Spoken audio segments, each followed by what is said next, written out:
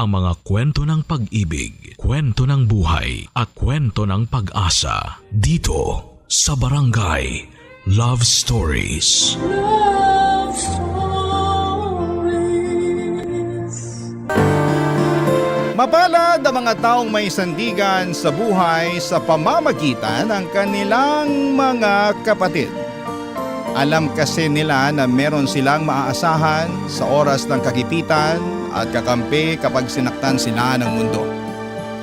Ikaw, kabarangay, meron ka bang butihing kapatid? Dear Papa Dudut, matuturing na biyaya mula sa langit ang pagkakaroon ng kapatid. Lalo na kung ito ay magiging sanggang dikit mo sa buhay. Yun bang kasama mo sa buti at sama ng panahon at handa kang tulungan anuman ang mangyari? Bata pa lamang ay pangarap ko na talagang magkaroon ng kapatid, Papa Dudut. 8 taon din kasi akong naging solong anak ng mga magulang namin. Hirap din kasing magbuntis si nanay at matuturing na himala sakaling mabigyan pa nga nila ako ng kapatid.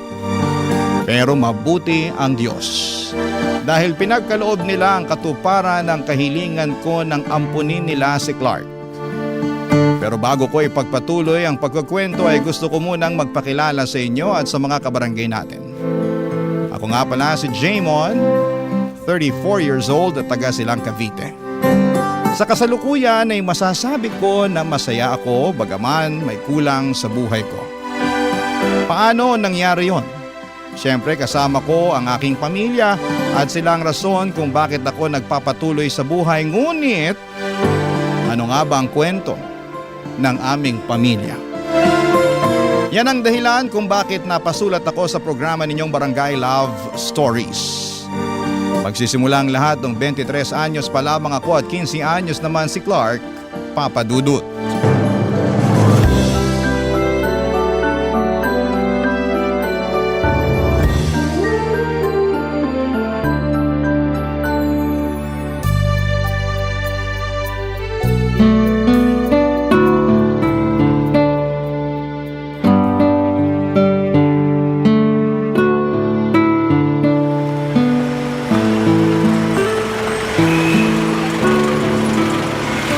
Nasaan na kaya si Clark? Sabi ni nanay sa malapit na tindahan lang naman daw niya inutusang bumili ng suka at toyo. Kahit kailan, napakagala talaga ng batang yun eh.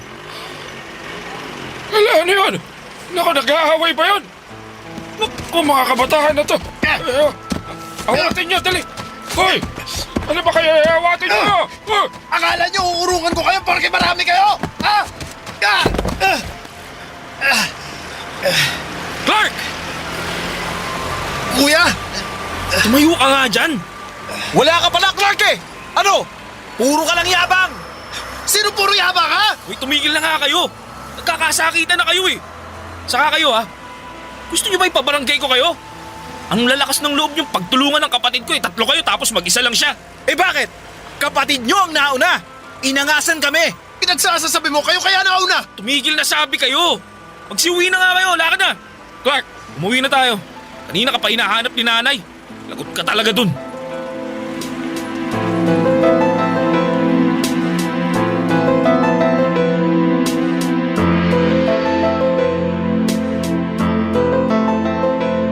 Nay, na yung magaling yung anak.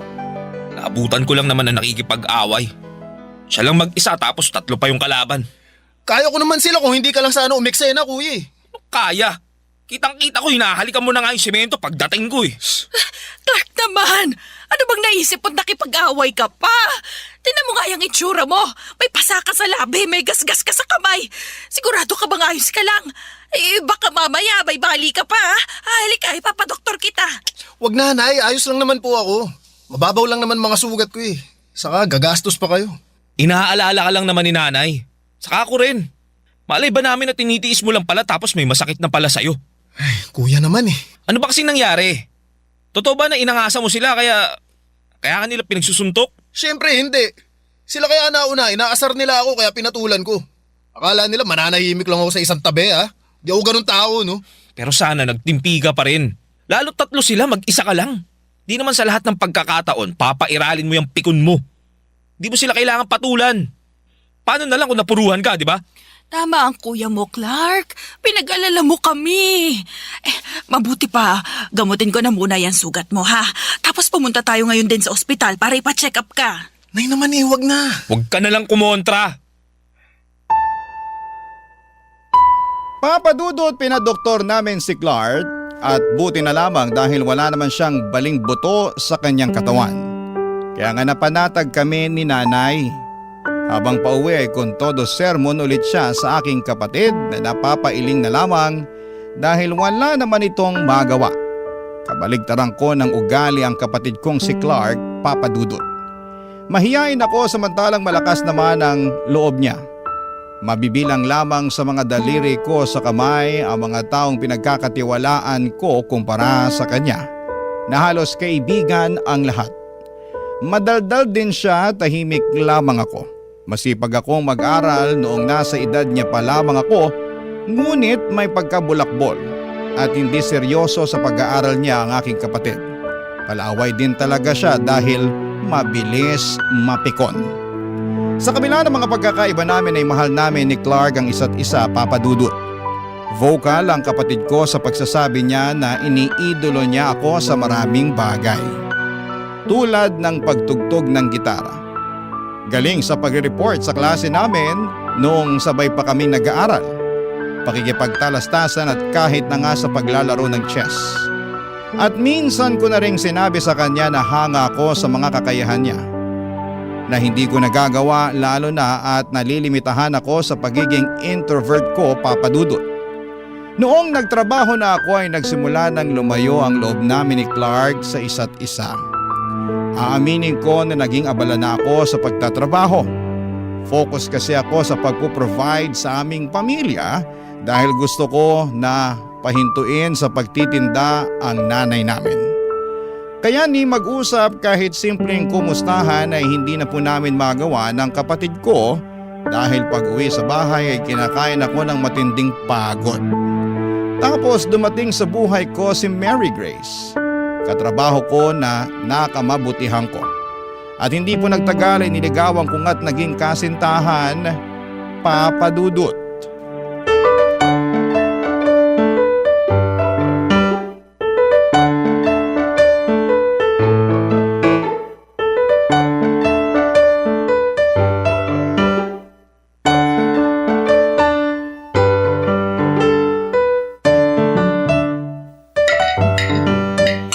Kain ng kain, Mary Grace.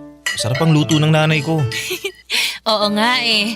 Paborito ko na tong potsero. Panalo! Nako salamat naman kung ganon dahil nagustuhan mo, nak. Excited po talaga ako na matikman tong specialty ninyo. Kasi laging binibida ni Jaymon tong luto ninyo. Talaga? Nako, bigla tuloy akong nahiya. Huwag na po kayong mahiya, Nay. Tsaka, totoo naman po yung kinukwento ko kay Mary Grace eh. Tingnan nyo, enjoy na enjoy siya oh. Totoo po. Ang sarap-sarap talaga ng luto nyo. Naku, mukhang mapaparami ako ng kain ito. Ayos lang yan. Basta kumain lang kayo ng kumain, ha? Masaya talaga ako na sa wakas may pinakilala ng girlfriend tong anak ko si Jaymon. At saka, sana ikaw rin ang mapangasawa niya. Ay naman, asawa talaga agad. Oo, bakit? Ayaw mo ba? Gusto pero mga bata pa po kami ni Mary Grace. Saka gusto pa po naming i-enjoy ang pagiging mag-boyfriend at girlfriend namin. Tama po si Jaymon, tita. Ay, oo naman, syempre. Teka, asan po pala si Clark? Bakit di natin siya kasabay kumain ngayon? Ay, nako, yung kapatid mo, hindi pa rin umuuwi. Talaga po? Sana naman kaya pumunta yung batang yun? Andito na po ako.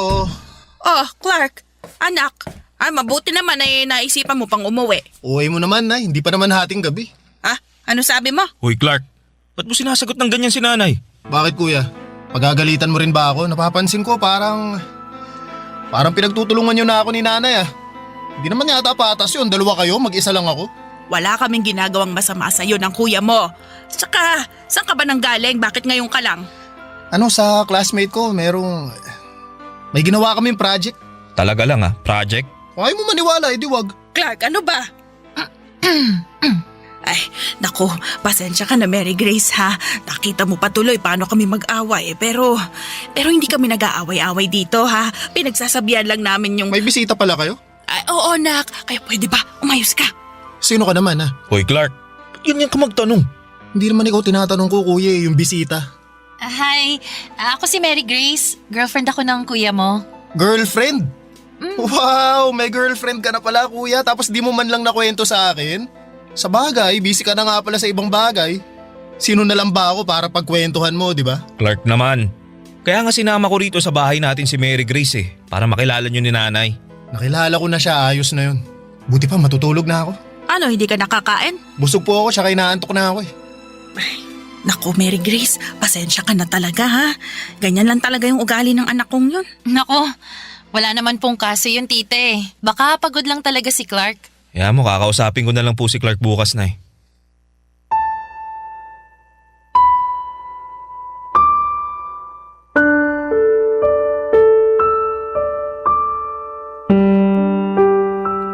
Papadudot, aaminin kong nagulat ako sa inisyal na reaksyon ni Clark nang makita niya si Mary Grace. At mas nabigla pa ako sa kung papaano niya ito patunguhan habang tumatagal. Bastos, walang modo para sa akin ang datingan noon, kaya naman kinain ako ng hiya para sa aking girlfriend at pag-aalala na ayawan niya ang pamilya ko. Buti na lamang at nandyan si nanay para sawayin ang kapatid ko dahil hindi ko kayang magalit ng todo-todo kay Clark. Mabuti na lamang at wala lang kay Mary Grace sa mga nangyari. Kesyo meron din daw siyang mga nakababatang kapatid. At parang naka-default na sa ugali nila ang ganong mga kilos at pananalita. Sa kabila ng lahat ay hindi ko pa rin napigilang malungkot, mainis at magtampo sa kapatid kong si Clark. Dahil pakiramdam ko ay hindi lang sina nanay at Mary Grace ang binastos niya ng gabing yon, kundi ako rin na kuya niya. Kaya nga ginawa ko ang bagay na sa tingin ko ay nararapat kong gawin, at yon ay ang kausapin siya. Pero nauwi lamang ang pag-uusap namin sa matinding pag-aaway. Barangay Love Stories. Barangay Love Stories. Papadudod, sinabi ni Clark sa akin na masyado ko raw pinagtatanggol si Mary Grace. Samantalang noong ko lamang ito nakilala. Sinagot ko siya na normal lamang yon dahil girlfriend ko na nga ito. Pero nangatwiran ulit si Clark na hindi raw niya gusto si Mary Grace. Noong tanungin ko kung bakit ay wala naman siyang naisagot. Doon ko sinabi na tigilan na niya ang ganong klase ng pag-uugali dahil hindi yon maganda at nakakahiya sa girlfriend ko. Pero imbis na magpasupil, humingi ng tawad at mangako na hindi na ulit siya mambabastos, ay nagalit si Clark at doon na nagsimula ang away namin. Mabibilang sa mga daliri ko sa kamay ang tagpo na nag-aaway kami ng kapatid ko. Hindi kasi ako pumapatol at sa abot ng makakaya ko ay inuunawa ko siya. Kaya nga masakit sa akin na nauwi sa away ang sanay dapat na maayos lamang naming usapan. Alam ni Mary Grace ang nangyari kaya inalo niya ako at sinabihan na mabuti akong kapatid. Na spoiled lang daw talaga si Clark at dapat wag ko raw hayaan na maapektuhan niya ang nararamdaman ko. Dahil doon ay gumaan ang loob ko. Hindi nagtagal, lagi nang nasa bahay namin si Mary Grace, bagay na madalas na kinakainis ng kapatid ko.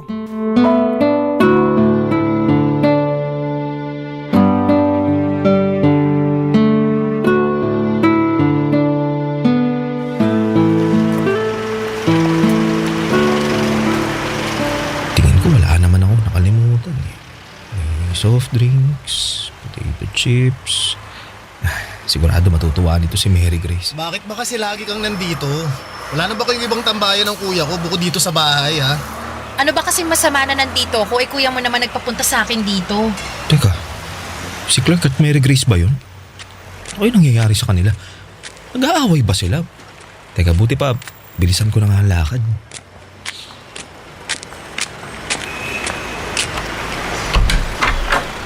Ano?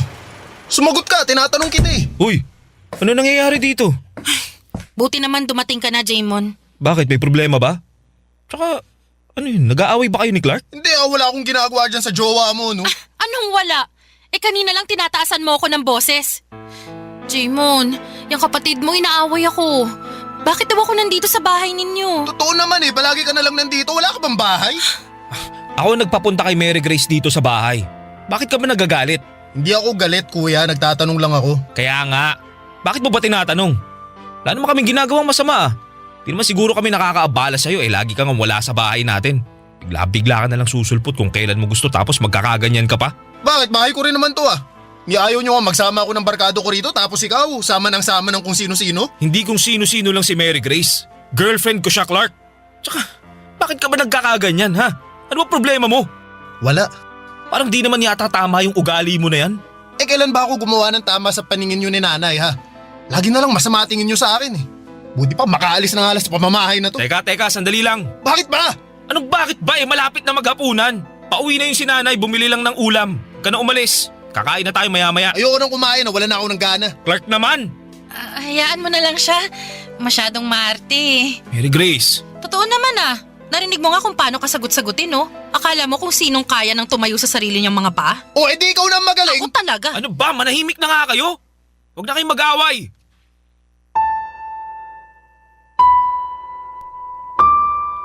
Papa Dudut, hindi ko intensyon na awayin si Clark, ngunit may mga bagay talaga na hindi maiiwasang mangyari lalo na kapag nadala na kayo ng emosyon.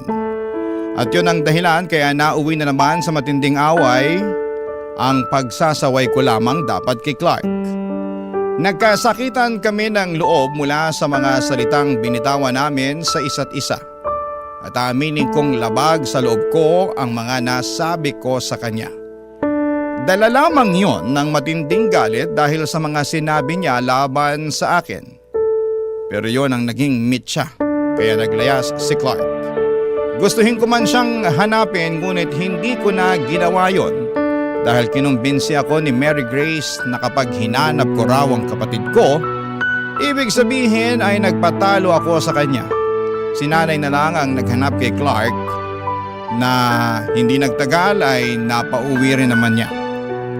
Simula noon ay tumaas ang pader na namamagitan sa amin ng kapatid ko.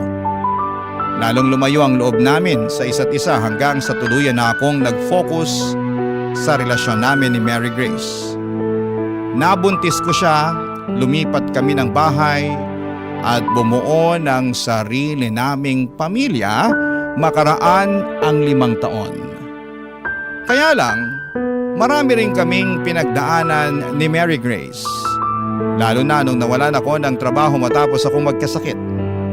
Kaya kinailangan ni Mary Grace ang maghanap buhay habang nagre-recover ako ng mga panahong yon, Papa Dudut.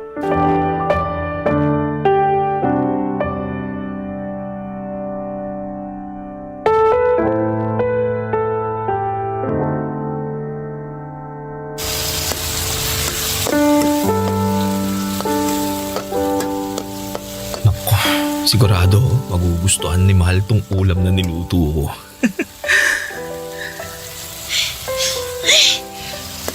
Anong amoy yun? Ang baho naman. Mahal, andiyan ka na pala. Huwag mo nga ako matawag-tawag na mahal.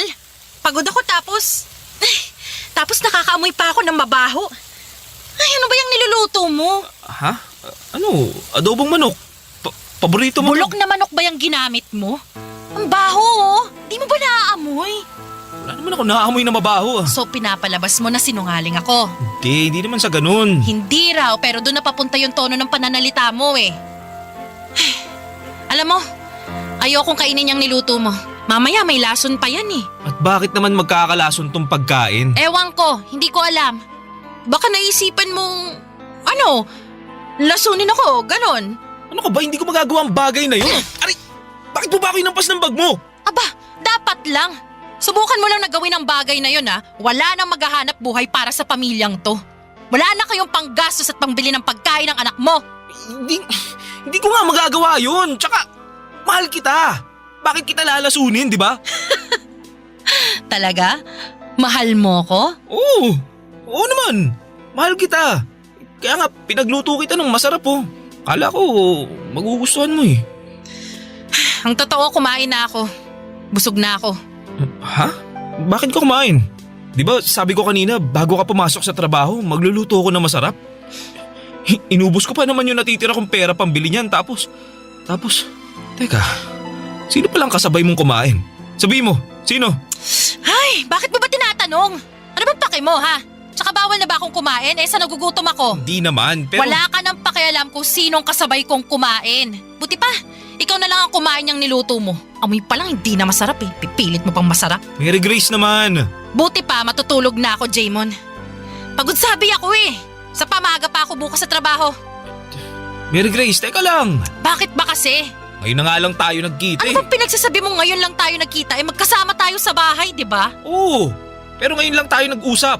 Pagising namin ng anak mo, wala ka na. Lagi kanyang hinahanap sa akin. Namimiss ka raw niya. Namimiss ka na namin. Wala akong panahon sa kadramahan yung mag-ama ha. Nagtatrabaho lang ako. Natural, lagi akong wala rito sa bahay. Alam mo naman yun, di ba? Kung hindi ka lang sana nagkasakit, di ako yung nandito sa bahay at ikaw ang naghahanap buhay. Pasensya ka na. Pasensya mo mukha mo. Masyado ka madamdamin. Daig mo pa yung babae. Diyan ka na nga. Natutulog na ako sa kwarto. Linisin mo yung pinaglutuan mo ha. Kung hindi, lagot ka talaga sa akin. Papa Dudut, naging maayos naman ang pagsasama namin ni Mary Grace ng 1 taon bago dumating ang baby namin. Ngunit nagbago ang lahat noong nakapanganak na siya. Hindi ko alam kung postpartum nga ba yon, pero bukod sa pagiging malungkutin ay naging mainitin na rin ang ulo niya. Buti sana kung sa akin lang, pero damay ang anak namin. Noon pa man ay mabilis na talagang pumitik si Mary Grace. Kaya nga hanggat maaari ay hindi ko siya ginagalit.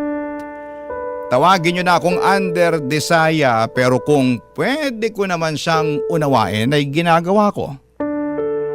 Hindi ako sumasagot kapag nagagalit siya. Hindi ako nangangatwiran para hindi na lumala pa ang gulo. At hanggat maaari, gusto kong daanin sa mahinahong usapan ang lahat. Pero habang tumatagal ay napapansin ko na lamang na nagiging mabigat na ang kamay sa akin ng kinakasama ko. Barangay Love Stories. Barangay Love Stories. Papa Dudut, kapag nahihirapang mag-express ng feelings si Mary Grace, sa mga away namin, lalo na ng galit, ay nauuwi yon sa pananakit niya sa akin. Nung una ay hindi ko naman iniinda yung mangilan-ngilan niyang mga kurot, hampas at pagpalo. Pero nakasanayan na lang niya na saktan ako hanggang sa unti-unti ay nararamdaman ko na lamang ang gigil niya para sa akin. Marami siyang problema na hindi niya masabi sa akin ng matino at hindi naman ako manghuhula para hulaan ang mga bagay na yon. Hindi rin ako marunong bumasa ng isipan kaya nahirapan talaga ako ng husto. Naunawain ang galit niya para sa akin at sa anak namin. Alam ko sa sarili ko na hindi ako nagkulang sa pagiging provider noong nakakapagtrabaho pa ako. Bagaman hindi ako perpekto pero ginawa ko naman ang lahat, Papa Dudut. Kaya lang ay naging mapaghanap si Mary Grace. At lalong bumaba ang kumpiyansa ko sa aking sarili dahil sa pinaparamdam niya sa akin. Doon ko mas kinailangan ng aking kapatid na si Clark. Simula kasi nang bumukod kami ng bahay at nagpamilya ni Grace ay hindi na ulit kami nabigyan ng pagkakataon na mag-usap ng kapatid ko. Pero isang araw, bigla na lamang sumulpot sa apartment namin ang kapatid kong si Clark. Bagay na hindi ko lubos na inaasahan.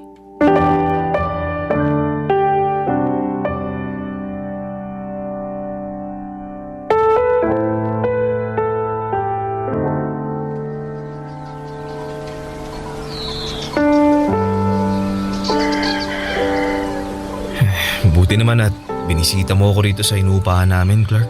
Oo kuya, totoo.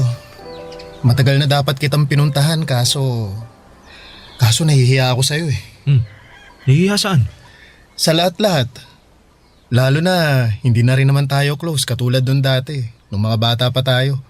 Tapos naisip ko na baka galit ka sa akin kasi naging pasaway at barumbado akong kapatid nung araw. Di naman ako galit sa'yo. Siguro nagtampo lang. Pero wala na yun. Tapos na yun eh. Matagal ng panahon lumipas ang bagay na yun. Kung para sa ikatatahimik mo, sige, napatawad na kita kahit wala ka naman talagang kasalanan. Salamat. Kumusta ka na? Bakit parang ang payat mo na? Saka bakit di ka na dumadalaw dun sa bahay? Sabi ni nanay, miss na miss ka na raw niya. Di na kayo pumupunta dun ni Ate Mary Grace. Nagkasakit kasi ako eh. Nagkapulmonya ako, tsaka bumagsak ng husto yung resistensya ko. Ayun, nagpapagaling pa nga ako ngayon dito eh. Kaya si Mary Grace na muna naghahanap buhay sa amin. Ganun ba? Bakit naman hindi mo man lang sinabi sa amin? Sana napuntahan ka man lang namin.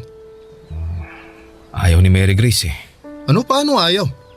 Ayaw niyang ipasabi sa inyo kasi raw ayaw niya na kayong maistorbo. Tsaka kaya naman daw namin eh. Problema na raw namin yun. Kuya, hindi naman kayo nakakaistorbo. Ano ba namang klaseng katwiran yun? Hindi ko maintindihan. Pakiramdam ko, nilalayo lang talaga ako ni Mary Grace sa inyo. Ha? Bakit naman? Ewan, di ko alam. Basta, ayaw niya na pag-usapan namin yung tungkol sa inyo. Dapat daw, di ko na kayo hanapin. Lalo na kasi, di naman daw tayo magkasundo. Yun din ang rason niya kaya di na ako nakapunta sa bahay natin para bisitahin kayo. Kayo ni nanay. Sandali lang, sandali. Hindi ko maintindihan. Ang lakas naman ang tama ni Mary Grace. Ayos lang naman yun. Iniintindi ko na lang siya kasi pag sumagot pa ako baka mag-away lang kami nun.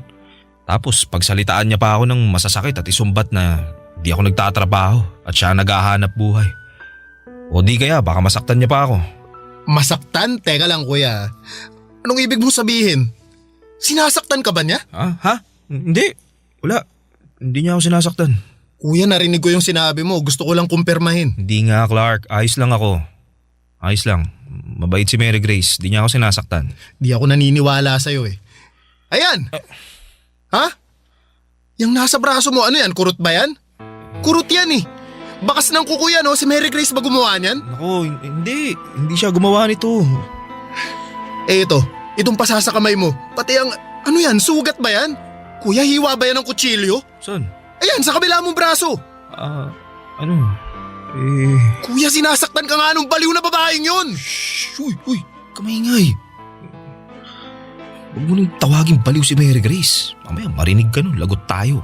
Kuya, ano ka ba? Anong ginawa niya sa'yo? Walang ginawa sa akin si Mary Grace. Mahal na mahal niya ako. Hindi na pagmamahal ang tawag dyan. Sabi sa akin ni Mary Grace, mahal niya ako. Kaya sinasaktan niya ako. Papadudot, ewan, pero ang isip ko noon ay ginagawa lang ni Mary Grace ang pang-aabuso niya sa akin dahil mahal niya ako. At ayokong magsalita ng masama tungkol sa kanya kasi ayoko rin na iwanan niya ako. Siguro'y masyado akong naging mahina sa isipan at puso ko para mga tuwiran at ipagtanggol ang aking sarili. Pero alam din naman ng kapatid ko na naging abusado ang kinakasama ko at sinamantala ang pagiging mahinahon at hindi ko palapatol sa tao. Naunawaan ko ang pinagmumulan ng galit ni Clark pero hindi ko kayang hiwalayan ang kinakasama ko dahil ayokong masira ang aming pamilya. Sa katunayan ay plano ko na ngang pakasalan si Mary Grace, Papa Dudut.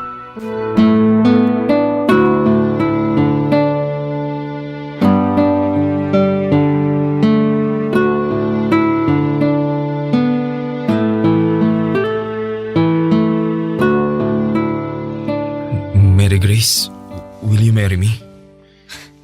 Anong sabi mo? Tinatanong kita kung pumapayag ka bang pakasalan ako. Gusto na kasi kitang maging asawa eh. Paano kung sabihin ko sa'yong ako naman ang may ayaw na makasal sa'yo at maging asawa ka? Bakit naman? Di ba matagal naman na nating plano na magpakasal. Noon yun, nung masyado pa akong in love sa'yo. Pero ngayon hindi na. Kasi na-realize ko na marami pang ibang lalaki dyan bukod sa'yo. Yun bang kaya akong bigyan ng magandang kinabukasan? Yung hindi na ako magtatrabaho para buhayin ang pamilya natin? Yung magaling din sa kama? Di katulad mo? Teka, anong ibig mo sabihin? Ang hina mo naman umintindi, Jaymon. Kailangan ko pa bang ipaliwanag ng mabuti sa'yo para maintindihan mo? Sa hindi ko nga talaga maintindihan. Oh, sige! Sige. Ipapaliwanag ko sa'yo para maintindihan mo. Makinig ka mabuti ha, dahil hindi ko na uulitin ang sasabihin ko. Jaymon, may iba na ako. At plano ko nang sumama sa kanya. Ha? Ano sinasabi mo? Bakit ka naghanap ng iba, Mary Grace? Dahil ayoko na sa'yo. Pagod na akong makisama sa tulad mo kaya naghanap na ako ng iba. Swerte dahil meron na akong nakilalang mas higit pa sa'yo. Yung mas gwapo, mas mapera, mas magaling sa kama. Kaya dyan ka na. Aalis na kami ng anak mo. Iiwan ka na namin. Wag niyo akong iwan. Parang awa niyo na, Mary Grace. Parang awa niyo na, wag kayong umalis. Wag! Mary Grace!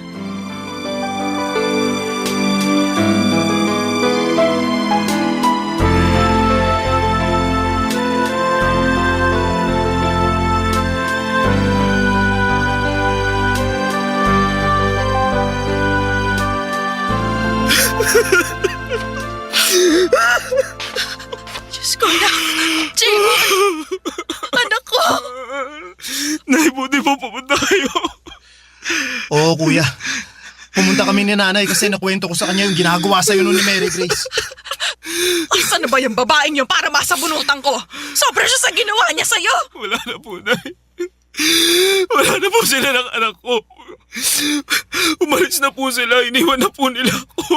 Ha? Anong ibig mo sabihin umalis? Saan sila nagpunta, kuya? Sumama na sa ibang lalaki si Mary Grace. Hindi na raw niya kasi ako mahal. Iniwan na niya ako. Wala na sila ng anak namin. Grabe. Napakawalang hiya talaga niya. Ang kapal naman ang mukha niya. Hayaan mo na, anak.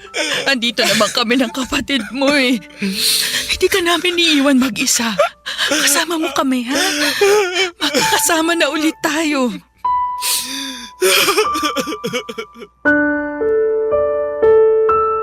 Papadudot malaking bagay ang pagdating ni Nanay at Clark sa apartment namin noong araw na yon. Dahil baka kung ano pa ang nagawa ko sa aking sarili kung wala sila. Sobra po akong nanghihina at nalulugmok ng mga panahon na yon at hindi ko matanggap na iniwan na lamang ako ng ganon kabilis ni Mary Grace. Tangay-tangay pa ang anak namin. Matagal bago ako nakarecover pero buti na lamang at hindi ako sinukuhan nila nanay at ni Clark. Si Clark ang kasama ko sa aking counseling dahil kinailangan ko yon upang makausad sa trauma mula sa pang-aambuso sa akin ng dati kong kinakasama. Sa kasalukuyan ay masasabi ko na nasa maayos naman ang disposisyon ko sa buhay, sa araw-araw na ginawa ng Diyos. Ay nabibigyan ako ng pag-asa na tuluyan na akong makakawala sa masakit kong nakaraan. Hanggang dito na lamang po, Papa Dudut, ang sulat ko at maraming salamat po sakaling mapili po ninyong i-ere ang aking kwento sa inyong istasyon. God bless and more power sa inyong lahat. Ang inyong forever kapuso at kabarangay, Jaymon. Anong say mo sa Barangay Love Stories na ito? Pagkwentuhan natin sa comment section yan. Ang mga kwento ng pag-ibig, kwento ng buhay at kwento ng pag-asa dito sa Barangay Love Stories. Love Stories.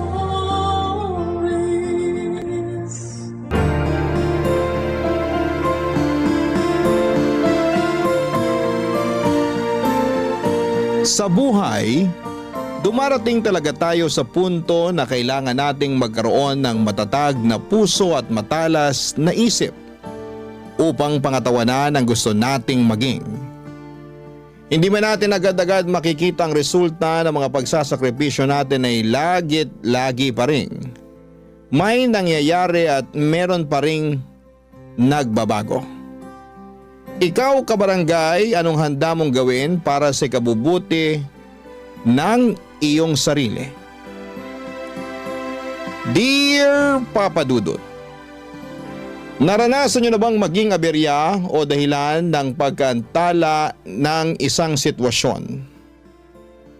Ako kasi oo, at masakit pala sa loob na maging dahilan noon.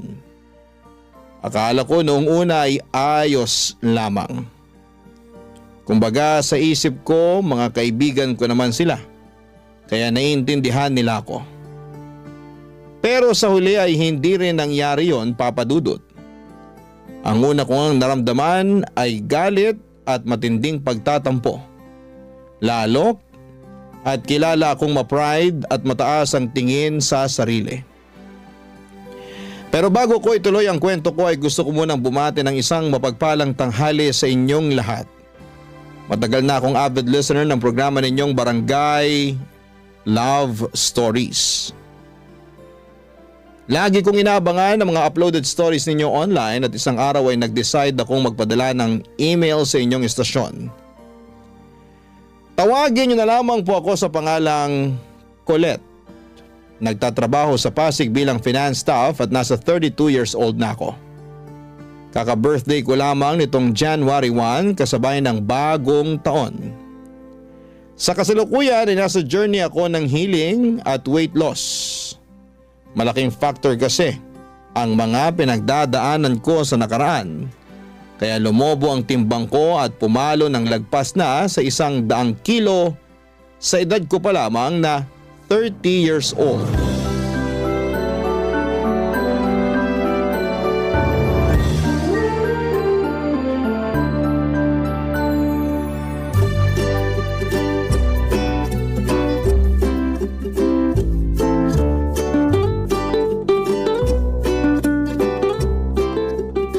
Grabe, ang dami namang masarap dito. Lalaki ba yan? Sira! Bakit naman ako maghahanap ng lalaki may boyfriend na akong tao? Meron nga, pero sira ulo naman. Hayaan mo na. Ako nga hindi na masyadong ini-stress ang sarili ko sa kanya eh. Hindi ko lang mapigilan. Di mo kasi deserve na harap-harapang pagmukhaing tanga, lalo nung pinaghintay ka niya dun sa date nyo. Nagkausap na naman kami. Sabi niya sinugod daw sa ospital mama niya. At sa taranta niya hindi nakapagsabi sa akin. Ay, ganun ba? Oo, kaya wag ka namang gigil dun sa tao. Kumusta na raw ba mama niya? Okay naman, nakalabas na sa ospital. Inatake lang ng high blood kakakain ng maalat at matabang pagkain. Nag-birthday kasi yung ate niyang umuwi from US, kaya naghanda sila ng bongga. Sayang nga hindi ako naimbitahan kasi may seminar kami nun sa office. Nakita ko pa naman sa pictures na in-upload nila sa Facebook yung mga handa nila. Ay! May lechong baboy, crispy pata, inihaw na manok at liempo at iba't ibang klase ng ulam. May masarsa, may masabaw, merong din pansit, spaghetti carbonara. Tapos yung mga paborito kong dessert na mango float at coffee jelly. Hala siya? O bakit? Nakakatakam naman talaga yung mga yun Bigla tuloy ako nagutom. Nando na tayo. Pero papaalala ko lang sa'yo, nakakakain lang natin ng lunch. Ay talaga? Oo, duh. 1 oras pa nga lang nakakalipas. Dami ko rin nakain ha. Sarap kasi ng bulalo na niluto mo Thank you. Pero hindi ako makapaniwalang 1 oras pa lang ang lumipas. Akala ko kasi 3 oras na. Grabe namang mga dragon mo na yan sa tiyan. Seryoso nga. Nagugutom na nga ulit ako, kaya naghahanap na ako ng ma-order online. Totoo? Oo, ito tingnan mo. Tingnan mo, ano kayo masarap kainin? Hala si auntie. Bakit ba? Nagugutom nga yung tao Hindi naman kita pinagbabawalang kumain. Kung gusto mo, go ka lang. Pero ang akin lang maghinay-hinay ka. Hindi mo nga ako pinagbabawalan. Pero pinakikialaman mo naman ako. Kakawalang gana tuloy kumain. Wow ha! Ikaw, mawawala ng gana sa pagkain? Pwede ba hindi mo ako may-eme? Tigilan mo ako, Colette.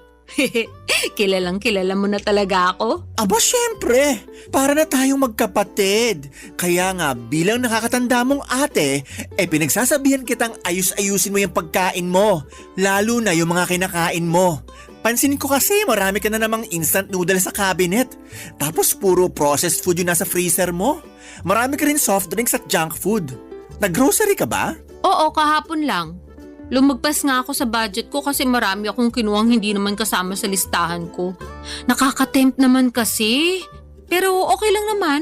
Wala rin naman pagkain na nasasayang sa akin. Kaya pala nagulat ako. Kasi pang 5 tao yung supply mo kahit mag-isa ka lang dito sa apartment mo. Baka nakakalimutan mo, pumupunta ka rin dito at pinagluluto kita katulad na lang nung kinain mong bulalo kaninang tanghalian. Oo, pero di katulad mo.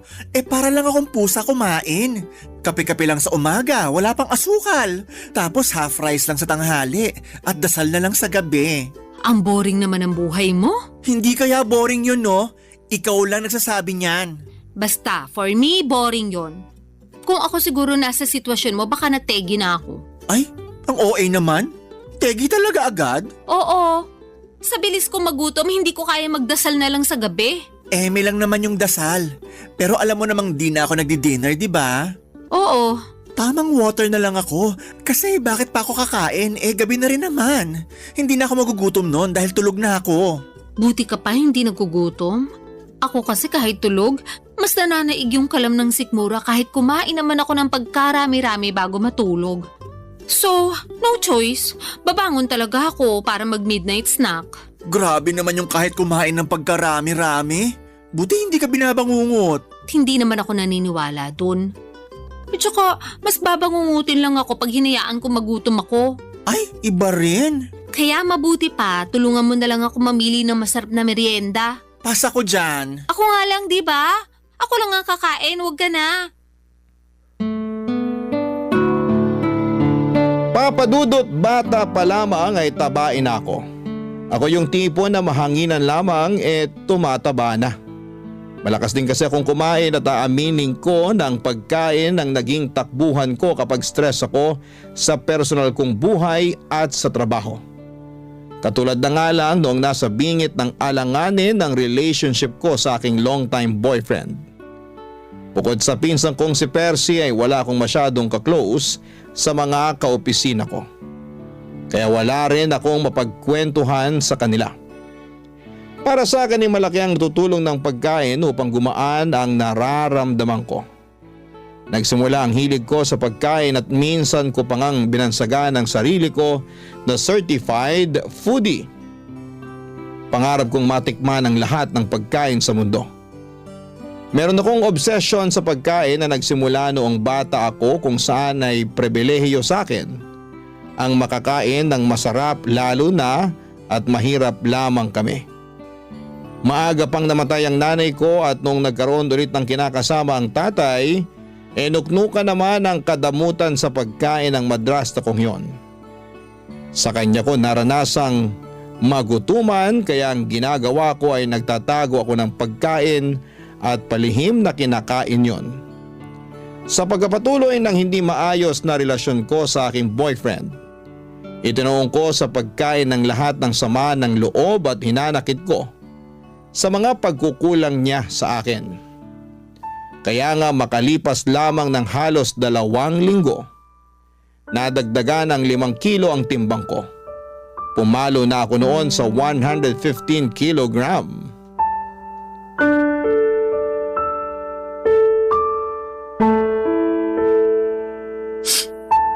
Grabe siya sa akin. Hindi ko akalain na pagsasalitaan niya ako na masasakit. Alam naman niya mataba ako eh. Lalo niya pang pinamukha yun sa akin. Napakasira ulo talaga niyang ex mo. Mabuti naman natauhan ka na't hiniwalayan mo na. Hindi naman ako yung nakipaghiwalay eh. Siya. Ay, wow ha? Oo, kasi tinapat niya na ako. Hindi na raw niya ako mahal. Hindi na raw niya nakikita ang sarili niya na pagkakasalan ako. Kaya yun, nakipag-iwalay na siya sa akin. Ang hindi ko lang maintindihan, bakit kailangan ka pa niyang pagsalitaan ng masakit? Ano ulit yung sinabi niya? Na mataba ka? Oo, baboy daw ako. Tapos nalilitan pa siya sa baboy. Kinumpara pa niya ako sa balyena. Ala, Tana, hindi naman totoo yun eh. Anong hindi totoo? Ikita mo naman tong katabaan ko, di ba? Sabi niya para raw akong balyena na may paa at paggala-gala sa lupa. Ang kapal naman talaga ng mukha ng lalaking yan, no? Kung makapagsalita, akala mo kung sinong perpektong nilalang ng Diyos. Fit lang siya, ha? Matangkad na rin, sige. Pero mukha naman siyang dugong. Grabe ka naman dun sa tao. Anong grabe doon? Totoo naman. Lapad din ang nguso niya, tapos laki rin ang mata. Kung papangitan lang naman, may ibubuga talaga siya. Isama mo pa yung ugali niya, aba, may kalalagyan talaga siya sa impyerno. Doon, katabi ng trono ni Satanas. Pero ayun nga, hindi pa rin ako makapaniwala na ipagpapalit niya ako sa iba dahil lang sa pagiging mataba ako. Bakit nagulat ka pa? Alam mo namang sira ulo na talaga yung ex mo simula pa lang nung mahuli mo nagloko. Akala ko kasi magbabago pa siya nung humingi ng tawad sa akin eh. May pasabi-sabi pa na ako raw talaga yung mahal niya. At hindi niya kaya mabuhay na wala ako. Natukso lang daw siya, bla bla bla bla. Lokohin niya, lelang niya. Hindi raw mabubuhay na wala ka. Oh, bakit hanggang ngayon buhay pa siya? Hayaan mo na. Kung ikaw kaya mong hayaan, pues ako hindi. Ayoko yata na sinasaktan pinsan ko, no? Dami mo na pinagdaanan eh. Tapos nung nakilala mo siya, naramdaman ko talaga na naging masaya ka. Kumbaga, for the first time in your life. Nangako rin sa akin yung ulupong na yon na hindi ka niya sasaktan at paiiyakin. Tapos ginawa niya rin sa'yo. Pag nakita ko talaga yung ex-boyfriend mo, makakatikim siya sa akin ng mag-asawang sampal. May kabit pa. Thank you. Pero kung ako sa'yo, hindi ko na hayaang madungisan niya yung mga kamay ko. Hindi niya deserve ng atensyon mo. Kaya siguro iniisip niya na okay lang sa kanya yung ginawa niya sa'yo kasi di mo kayang patulan. Hindi naman ganyan pagkakakilala ko sa'yo ha. Palaban ka eh. Oo, pero napagod na lang ako. Naghabol na ako sa kanya nung nakipaghiwalay siya sa akin. Nagmakaawa ako pero pinamukha niya lang sa akin kung gaano ko kapangit at kung walang kwentang tao dahil sa pagiging mataba ko. So, tama na yun. Once is enough, ika nga. Once is enough din, masampal ko lang siya. Kapal na pagmumukha. Alam mo, ibang klase na rin mga tao ngayon, no? Anong ibig mong sabihin? Yun bang sila na nga yung nagloko, sila pa yung may ganang mga insulto ng tao. Hindi na lang lumisan ng mapayapa, papunta sa kabilang buhay.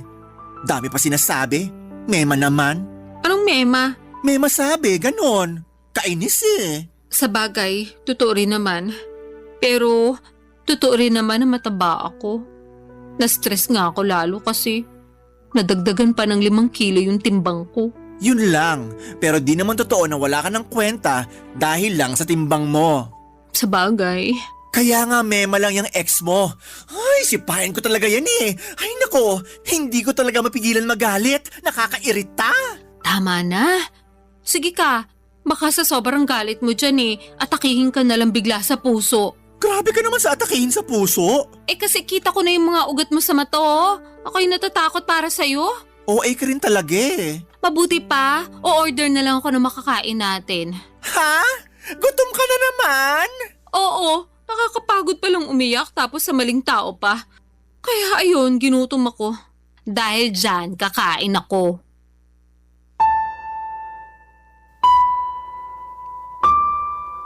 Papadudot, sobrang sakit maloko ng taong pinakamamahal mo. At masahol pa doon pinagpalit niya ako sa babaeng hindi hamak na mas payat at sexy sa akin.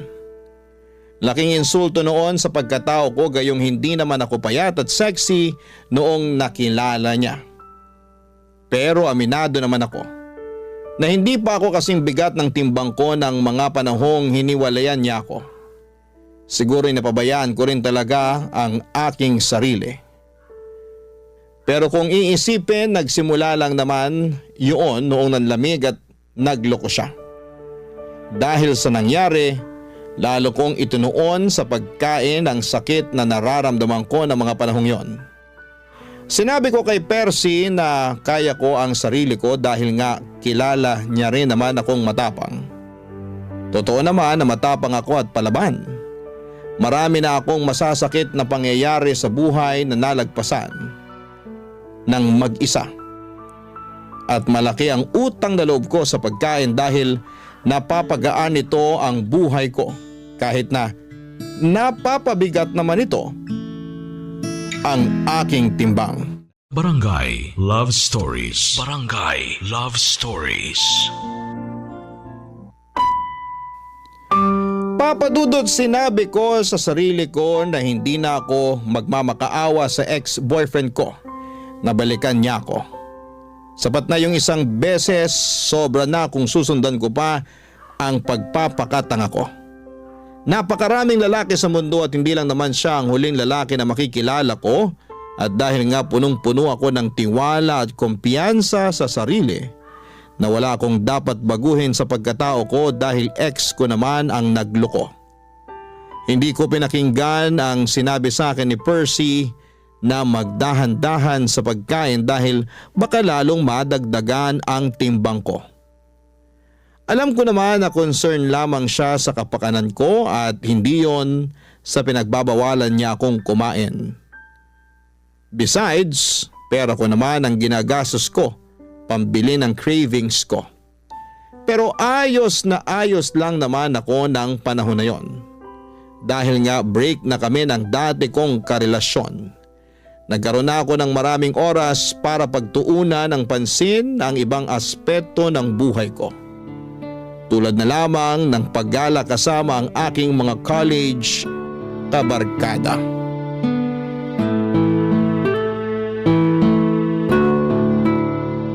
Oh, eto, pasalubong ko sa'yo. Wow, keychain! Thank you! Matadagdagan na naman ang koleksyon ko. Ref magnet nga sana kaya lang wala naman dun sa hinintuan namin. Tapos hindi na ako nakapamili ng design kasi hindi na ako bumaba sa sasakyan. Nagpabili na lang ako sa isa naming kaibigan.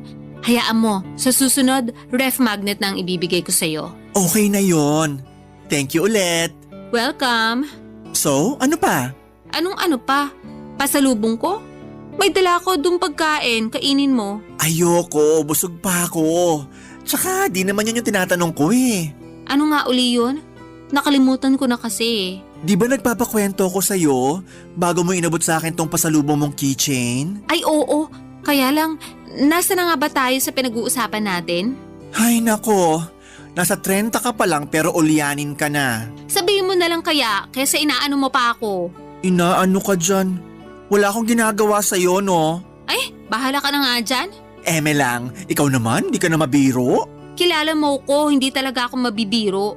Kaya sabihin mo na lang sa akin kung ano yung tinanong mo bago ko ibigay sa iyo yung keychain. Oo na, kamahalan. Pero ayun nga, tinatanong ko kung ano pang ginawa niyo ng mga barkada niyo dun sa resort. Sabi mo lang kasi maganda. Tapos nag-swimming kayo. Yun lang? Eh di ba beach resort yun? Tas alam ko maraming bar dun. Di kayo lumabas? Ha, oo. Tama ka naman na beach resort yon at maraming bar. Pero sila lang yung lumabas, hindi ako sumama. Ay bakit? Hindi naman ako umiinom eh. Ngek, di mo naman kailangan uminom ng hard drinks. Meron naman mga ladies drinks doon. Kung ayaw mo pa rin, sana nag-juice ka na lang for the sake of party-party. Pagod ako noon, kaya nagpaiwan na lang ako sa tinuluyan namin. At saan ka naman napagod? Saan pa ba? E di sa biyahe. Tsaka after ng dinner na yun, nakapag-swimming na kami nung hapon hanggang gabi nung nagkayayaan sila. Kaya nga dapat mas lalo mong sinulit yung stay nyo doon. Di ka ba nakikinig? Pagod na nga ako. Ayoko na maglakad. Feeling ko hindi ko na kayang humakbang that time. Ay, ang OA talaga? O hindi OA yun na. Sinasabi ko sa iyo pagod ako. Oo na. OA kaya natulog ka na lang pag alis nila. Actually, pag alis nila, nagpunta ako sa malapit na restaurant para kumain. Grabe, ang sarap pala ng pagkain nila doon. Medyo pricey nga lang pero sulit na sulit. 10 out of 10, babalikan! Wow! Wala nang energy para sumama sa mga kaibigan, pero may energy pumunta sa malapit na restaurant at kumain. Ano namang masama doon? Kumain lang naman ako. Naubos ko rin kaya yung order ko. Wala akong sinayang na pagkain, no? Hindi ka naman talaga marunong magsayang ng pagkain. Ay oo naman, marami kayang nagugutom ngayon at yung magutuman ang pinaka-iyokong pakiramdam sa mundo. Alam ko naman yon, kaya sige, move on na tayo. Hindi ako makakapag-move on sa sarap ng mga in-order kong pagkain. Parang ang naiwan pa sa dila ko until now, nalalasahan ko pa.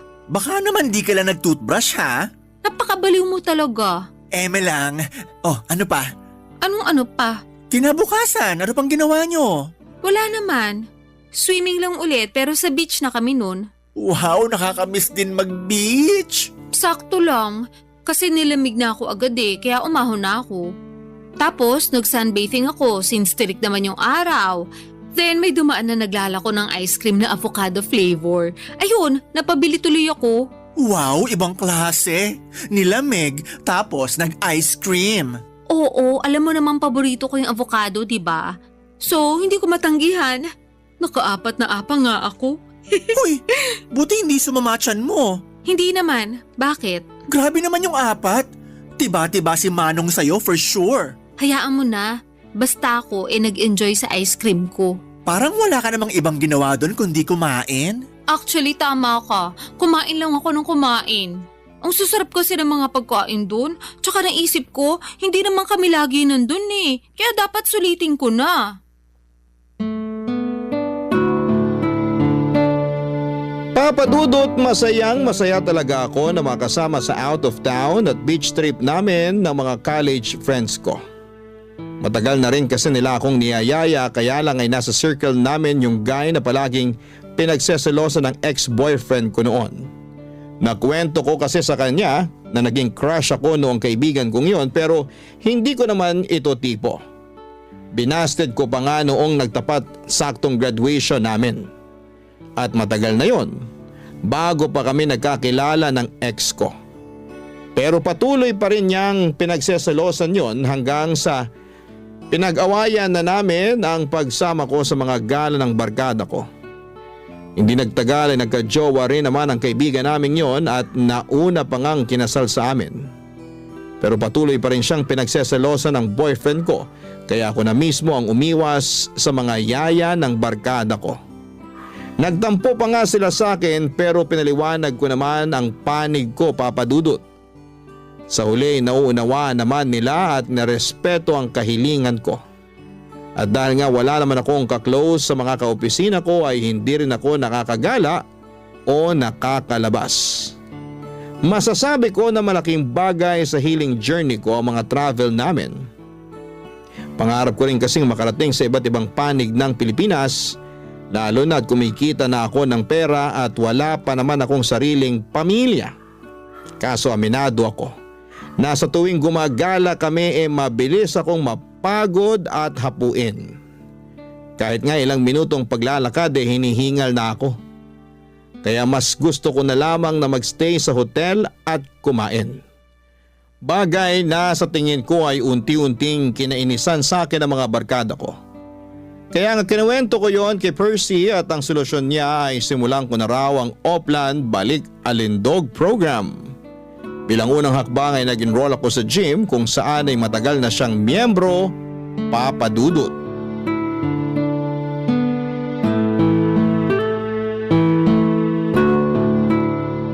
Nakakainis ka naman, Colette. Bakit ka naman naiinis dyan? Tanong-tanong ka pa talaga? Sinayang mo lang naman membership fee dun sa gym. Hinahanap ka kaya ni coach sa akin. Sabihin mo na lang hindi na ako babalik. Ayoko na. Suko na ako. Suko ka na agad? Nakakailang session ka pa lang? Ano magagawa ko kung ayaw ko na talaga? Baka naman sa isip mo lang yan ha? Sigurado ako sa desisyon ko. Pinag-isipan ko yun nung muntik na akong lagnatin dahil sa sakit ng katawan after nung first session.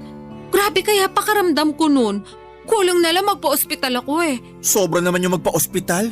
Sa pagkakatanda ko, nag-treadmill ka lang naman nung unang araw mo. Correction, isama mo na yung pag-akyat baba natin dun sa hagdan papunta sa gym. Kung bakit kasi hindi uso elevator dun? Nasa 3rd floor din kaya yung inakyat baba natin. May elevator naman, pero under maintenance. Tsaka ayaw mo nun? Naka-warm up ka na nung umakyat ka sa hagdan. Magandang cardio rin yun para maramdaman mo namang may puso ka. May puso ako, no?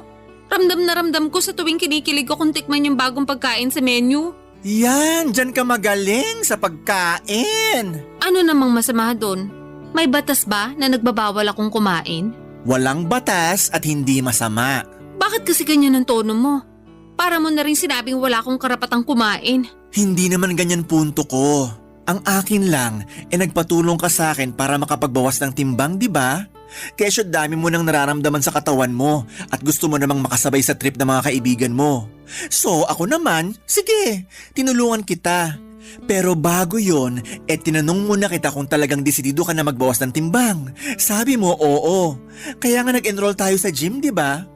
Oh, makalipas lang ng ilang session ayaw mo na? Ano na lang gagawin mo sa buhay mo para mabawasan timbang mo? Hindi ko alam. Parang ayoko na nga mabawasan ng timbang kasi okay naman ako. Anong okay? Paano ka naging okay? Medyo hassle nga lang pag nagko-commute. Pero wala namang karapatang mang-discriminate yung mga driver porke mataba ako. Irereklamo ko talaga sila, sige. O sige, ando na tayo. Pero paano na lang yung overall health mo? Yung katawan mo, hindi lang sa labas kundi sa loob. Sabi mo, mabilis kang hingalin, di ba? Oo, kaya nga sinabi ko sa sarili ko na iiwasan ko na lang yung mga bagay na hihingalin lang ako. Hindi ganun yun. Ano bang pinagsasasabi mo dyan? Hindi mo iiwasan. Dapat solusyonan mo. Ganun yun. Yang hingal mo, resulta yan ng hindi mo pag-e-exercise at sobrang pagkain. Dinamay mo na naman yung mga pagkain ko. Wala naman sa'yong ginagawa yung mga pagkain. Tsaka mas hinihingal nga ako sa pag-e-exercise. Kulang na nga lang lumaylag dila ako nung nagte-treadmill ako. Tapos yung machine na parang umaakit ka sa hagdan. Stair climber? Oo, yun nga. Grabe, tagapawis ko dun ah. Ewan ko ba, umakit na nga ako ng hagdan na hanggang 3rd floor tapos pagkaganunin pa ako ni coach. Ano yun? Naglolokohan na lang ba kami? Hiyang-hiya naman sa'yo si coach. Palitan mo na kaya siya, no? Pag pinalitan ko siya, sigurado magsasara ang gym kasi papalitan ko ng restaurant business. Mas marami kita ko doon for sure. Alam mo, ewan ko sa'yo. Kinain ka na ng sistema. Hindi sistema ang kumain sa akin. Tsaka nagsasabi lang naman ako ng totoo. Hindi naman ako masaya sa pagpunta ng gym na yan eh. Sakit ang katawan lang inabot ko. Alam mo kung saan ako masaya? Oo, parang alam ko na kung saan. Sa pagkain? Tama!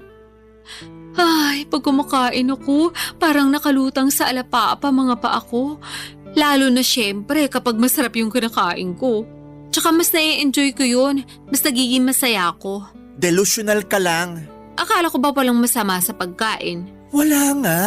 Pero yung pagiging matakaw mo sa pagkain, yun ang masama. Sobra ka naman. Hindi ako magsasorry. Duwag. Mabuti pa, order na lang ako ng merienda. Ay nako. Bagay talaga sa yung pangalan mong Colette. Masyado kang makulit.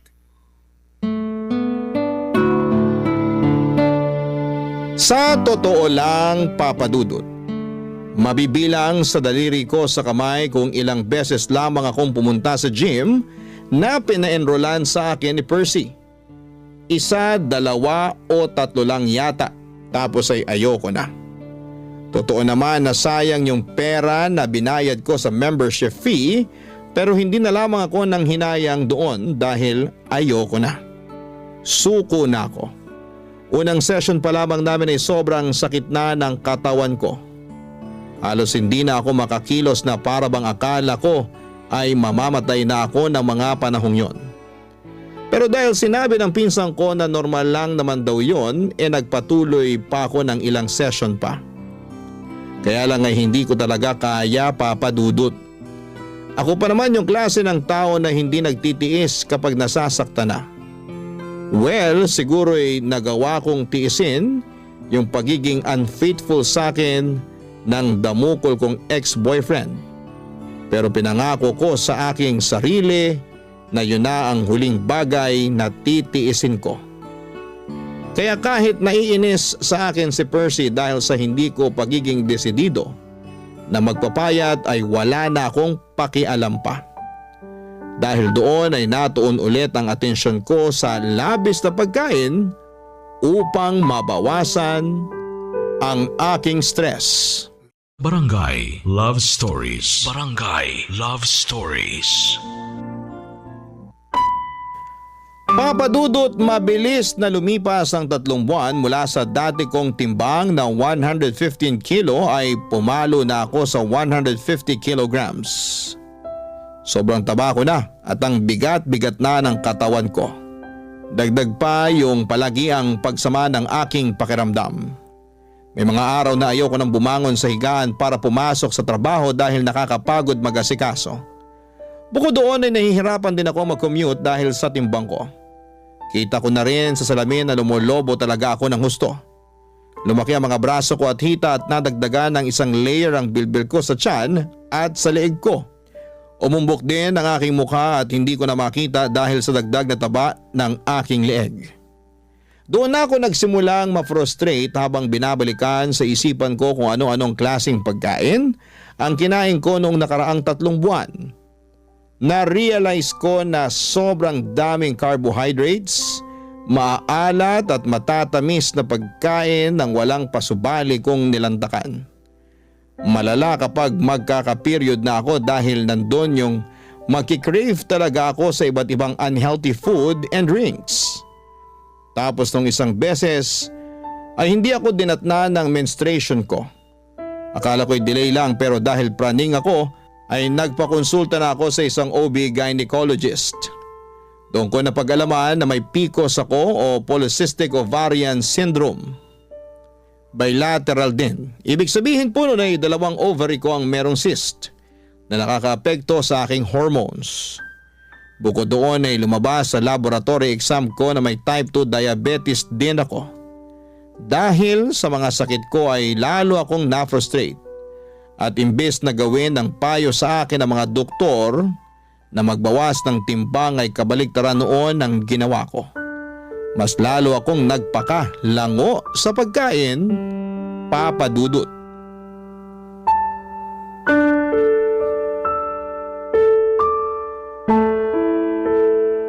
Bakit ang daming balat ng chichirya at bote ng mga soft drinks sa sahig mo?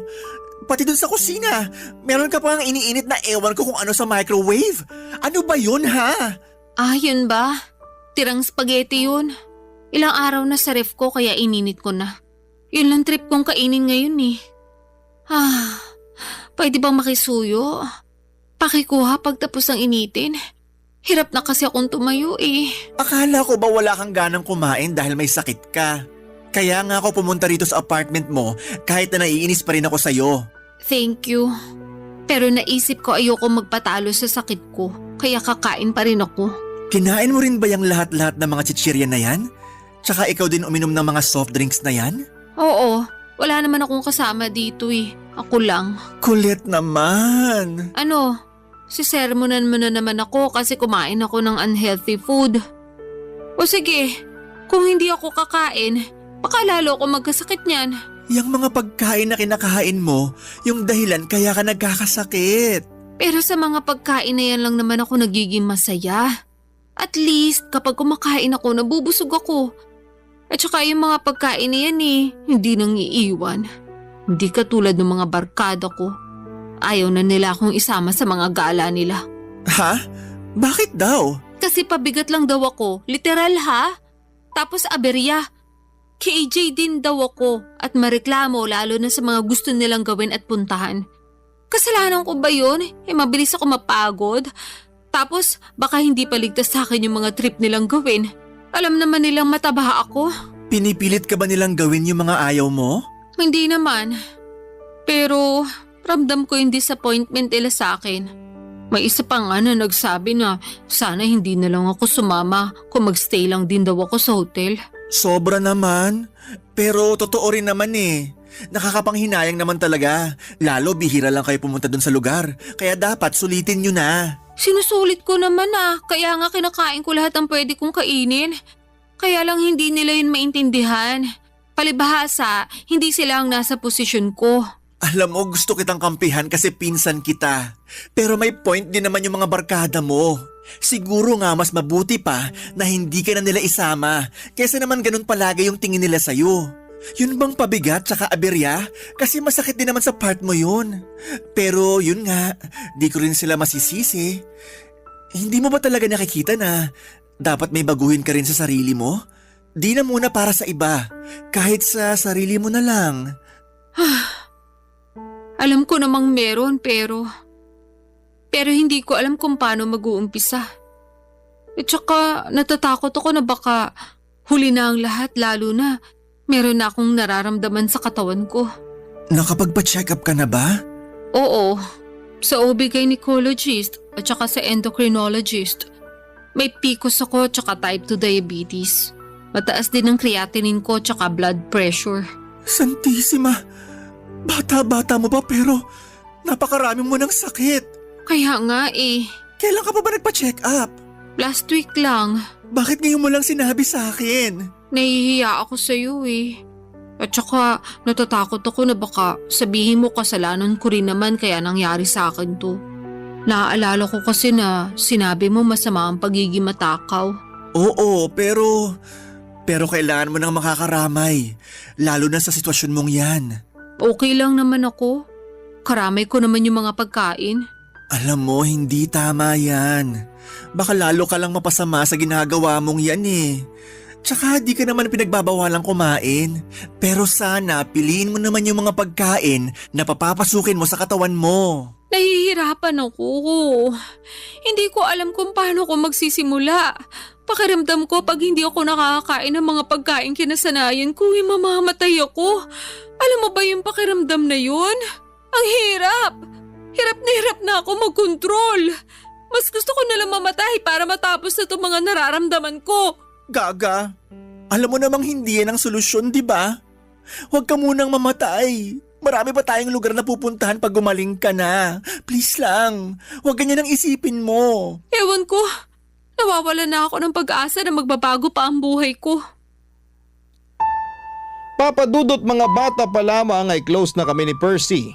Dahil solong anak lamang ako at wala rin namang kapatid sa tatay at madrasta ko.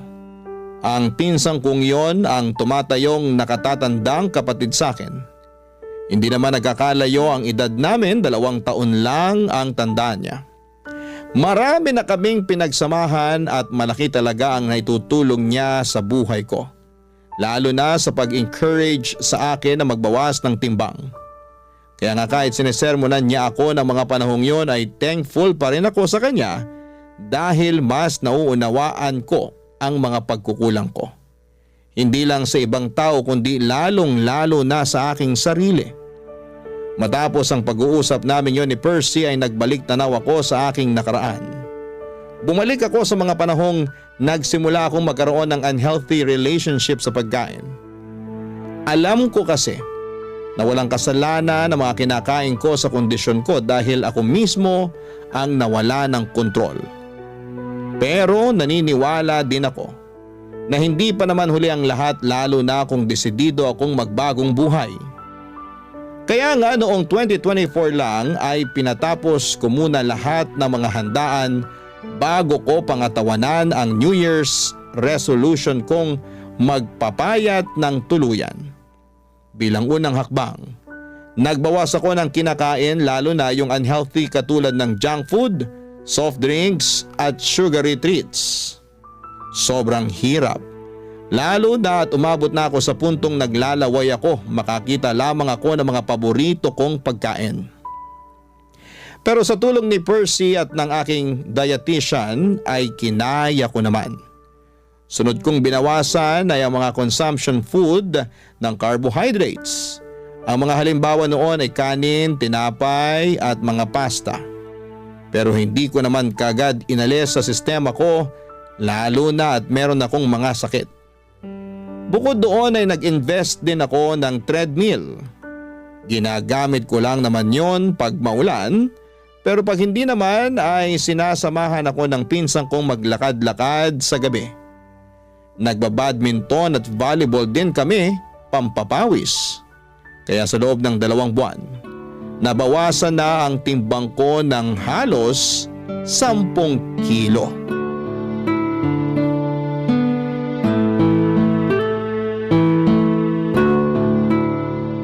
Ang intense nung double match natin dun sa 2 foreigner. Oo nga, parang professional. Ayun, talo tuloy tayo. Hayaan mo na, at least mga gwapo naman sila. Kota mga mata ko sa silay. Sa bagay, ako rin naman. Gusto ko yung kumukorte talaga yung mga abs sa damit kasi pawis na pawis. Ay, sinabi mo pa. Pero speaking of pawis, grabe pawis ko dun sa laro natin Tagaktak! Ako nga hingal na hingal eh. Kulang na lang lumaylay dila ako sa court para pa akong hahapuin ng wala sa oras. Pero wala naman akong hika Mabuti naman. Kinabahan ako sa'yo eh. Nahalata ko nga sa reaksyon ng mukha mo. Kaya sinabi ko, Santissima, maawa naman sa'yo. Dami mo nang nararamdaman. Huwag na sana dumagdag pa yan. hindi naman siguro. At saka alam mo ba pakiramdam ko, unti-unti nang gumagaling ang katawan ko. Talaga? Oo. Di ba nabawasan na ako ng timbang? 10 kilo rin yon. Kaya nga alam ko na mataba pa rin ako, pero malaking bagay na rin sa akin yung 10 kilong yun, no? Oo naman. Hindi mo yun ma-achieve kung hindi mo piniling tulungan ang sarili mo. Baka nga imbis na makapagbawas ka ng ganun madagdagan pa ng 10 kilo yung timbang mo kung nagpatuloy ka lang sa pagkain. Kaya nga nangihinaya lang ako kasi ngayon ko lang na-realize ang importansya ng pangangalaga sa kalusugan sa pamamagitan ng pagkain ng tama. Nahihiya ako sa sarili ko dahil hinayaan kong tumaba ako ng ganito. Nawalan ako ng kontrol sa pagkain kasi akala ko yun lang yung kakampi ko sa lahat ng mga problema ko sa buhay. Ay, sa totoo lang, nahihirapan pa rin akong disiplinahin ang sarili ko. May mga araw na okay lang, magaan, na itatawid yung araw, pero meron na mabigat talaga. Paanong mabigat? Yung bang hindi ko mapigilang umiyak kasi nabitin ako sa pagkain na kinain ko. Na gusto ko pang kumain ng marami, pero alam kong hindi naman pwede. Nararamdaman ko yun lalo kapag magkakaroon na ako. Alam mo na, hirap maging babae. Nakaka-relate ako dyan. O bakit? May matres ka rin? Charot lang, pero gusto ko lang din sabihin na proud ako sa'yo. Talaga? Kahit na mabagal yung progress ko? Hindi naman mabagal progress mo. Alalahanin mong nasa 2 buwan ka pa lang. Tsaka, oo, proud ako sa'yo. Kasi sinubukan mo mag-diet para sa kapakanan mo. Hindi lang para sumeksi ka, kundi para gumaling ka na rin. Naniniwala ako, pagkain din na makakatulong sa'yo para bumuti pakiramdam mo. Pero syempre, yung tamang pagkain ang tinutukoy ko Tapos samahan mo pa ng exercise at inumin yung mga gamot na reseta sa'yo. Palung-palo ka na. Totoo rin naman. Nang pinagpapawisan kasi ako at nakapagbawas ng timbang gumaan talaga ang pakiramdam ko as in. Pakiramdam ko nga ibang tao na ako. Gumanda rin yung skin ko at saka mahimbing na rin yung tulog ko. Umayos din yung tingin ko sa buhay. Kung dati madalas ako mawala ng pag-asa, ngayon alam kong may magandang bukas na naghihintay sa akin pag nagpatuloy at nagtiyaga ako sa ginagawa ko. Ganyan nga. Kaya proud talaga ako sa iyo Alam ko na hindi madali pero kinakaya mo. Grabe, bilib na bilib ako sa iyo. Pinagmamalaki kita. Thank you. Pero kung tutuusin, hindi ko naman to magagawa kundi dahil sa iyo. Ikaw yung nandyan para tumulong sa akin kahit na maraming beses ako naging pasaway. Siyempre, parang kapatid na turing ko sa iyo. Mahal kita kahit na nung una pasaway ka. Pero mas mahal kita ngayon dahil minamahal mo na ang sarili mo. Salamat ulit. Walang anuman. O basta nandito lang ako para sumuporta sa'yo. Sasamahan kita sa paggaling mo. Kalmahan mo lang din kasi yung pagtaba nga inaabot ng ilang taon, pagpayat pa kaya. Yan din kasi yung pangunahing rason ng karamihan kaya sila nadadapa sa pagbabawas ng timbang. Yun bang minamadali nilang resulta? Wala namang buto na pag tinanim mo ngayon, tutubo na bukas. Sipag, tiyaga, disiplina at consistency ang kailangan para ma-achieve mo yung mabuti at magandang resulta para sa sarili mo. Papadudot malayo pa pero malayo na rin naman ako. Sa kasalukuyan ay nasa 95 kilograms na lamang ako. Patuloy ang mga bagay na ginagawa ko para mabawasan ang timbang ko. Pero hindi lang ako doon nakafocus dahil ang pangunahing dahilan ko talaga ay gumaling ako. Maraming mabubuting bagay ang dulot ng pagbaba ng timbang sa akin. Mas naging aktibo na rin po ako sa iba't ibang bagay at sports. Hindi na rin ako madalas hapuin at higit sa lahat ay natutuhan kong kumain ng tama at masustansya na naaayon sa kailangan ng aking katawan. Hindi ko pa na-achieve ang goal weight ko, pero hindi ako susuko lalo na ngayon na mas mahal ko na ang aking sarili. Sabi nga nila kapag maayos ang tingin mo sa iyong sarili ay naapektuhan noon hindi lang ang iyong pananaw, kundi maging ang relasyon mo sa mga bagay at tao na nasa paligid mo. Bilang nasa paglalakbay pa ako ng paggaling at pagbabawas ng timbang, sinama ko na rin po sa bucket list ko ang makapag-counseling upang ipakonsulta ang mga karanasan ko na naging dahilan para maging obsessed ako sa pagkain. Yun din kasi ang sabi ng dietitian ko. Sadyang ako lang yung hindi pa handa ng mga panahong yon. Maraming salamat po Papa Dudut, sakaling mapili po ninyong i-air ang sulat ko sa programang Barangay Love Stories.